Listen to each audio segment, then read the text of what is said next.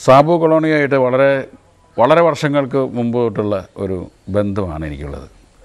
അത് ഈ ഡിസൈൻസ് എന്ന് പറയുന്നത് നമ്മൾ സിനിമയിൽ ശ്രദ്ധിക്കേണ്ട ഒരു ഘടകമാണെന്ന് തോന്നിത്തുടങ്ങിയപ്പോൾ മുതൽ ഗായത്രി അശോകനും സാബു കൊളോണിയും ഒക്കെ മലയാള സിനിമയിലെ ഒഴിച്ചുകൂടാൻ പറ്റാത്ത വിഭാഗങ്ങളായി മാറി.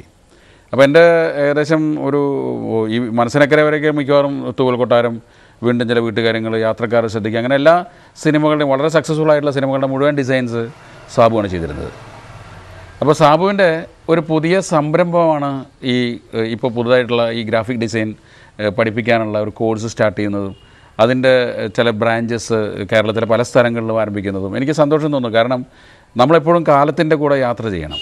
എന്നും ഒരേ തരം ഡിസൈൻസും അതല്ലെങ്കിൽ കമ്പ്യൂട്ടറിൻ്റെ തന്നെ ചെറിയ ചെറിയ ഘടകങ്ങളിലൂടെ മാത്രം മാറുന്നതിന് പകരം പുതിയ പുതിയ മേഖലകളിലേക്ക് നമ്മുടെ അറിവ് വർദ്ധിപ്പിക്കണം. അതിന് പലപ്പോഴും സാബു കൊളോണിയുടെ പ്രവർത്തന പരിചയം പുതിയ വിദ്യാർത്ഥികൾക്ക് ഒരു മാർഗമായി മാറും, അല്ലെങ്കിൽ ഒരു രൂപരേഖ, ഒരു വഴികാട്ടിയായി മാറുമെന്നുള്ളതിൽ സംശയമില്ല. ഇപ്പം നമുക്കറിയാം, ഈ സിനിമയിലും മറ്റെല്ലാ മേഖലകളിലും ആധുനികതയുടെ കടന്നുവരവ് വളരെ അത്ഭുതകരമായ രീതിയിലാണ്. ഇപ്പോൾ കമ്പ്യൂട്ടർ എഡിറ്റിംഗ് അല്ലെങ്കിൽ കമ്പ്യൂട്ടർ ഡബ്ബിംഗ് എന്നൊക്കെ പറയുന്നത് എൻ്റെ ആദ്യകാലങ്ങളിൽ വളരെ പുതുമയുള്ള ഒരു കാര്യമായിരുന്നു. അതൊന്നും വളരെ പ്രാവർത്തികമാവില്ല, വളരെ സജീവമാവില്ല എന്ന് വിചാരിച്ചിരിക്കുമ്പോഴേക്കും വളരെ കണ്ണടച്ച് തുറക്കുന്നതിന് മുമ്പ് സിനിമയുടെ ടെക്നോളജി മൊത്തം മാറി. അതുപോലെ ഡിസൈൻസിൻ്റെ ടെക്നോളജി മൊത്തം മാറി.